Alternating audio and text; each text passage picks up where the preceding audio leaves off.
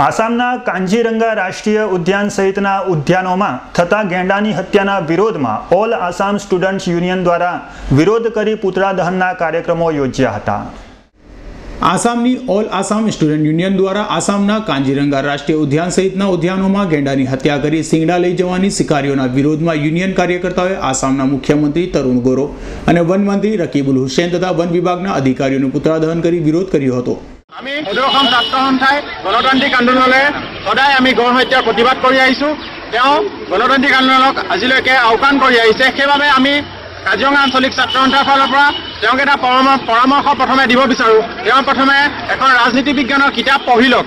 আমি ভাবোঁ তেওঁ ৰাজনীতি বিজ্ঞানৰ কিতাপখন পঢ়িলে গণতান্ত্ৰিক প্ৰতিবাদক কিদৰে গণতান্ত্ৰিক দেশত সন্মান কৰিব লাগে সেইটো প্ৰথমে তেওঁ শিকক। তাৰপিছত গড় হত্যাৰ ক্ষেত্ৰত তেওঁ গড় হত্যা যিহেতু তেওঁ ৰোধ কৰিব পৰা নাই, তেওঁ আহি পেলাই স্থানীয় ৰাইজ, স্থানীয় যুৱক, স্থানীয় জাতীয় সংগঠনৰ লগত আলোচনাত বহক। তেওঁ গৌৰৱ গগৈ নিৰ্বাচনত ইমানে ব্যস্ত হৈ পৰিছে, গড়ৰ হত্যাৰ প্ৰতি কোনো গুৰুত্ব দিয়া নাই। সেইবাবে তেওঁক আমি সদৌ ছাত্ৰ সন্থাৰ পৰা গৰিহণা দিছোঁ।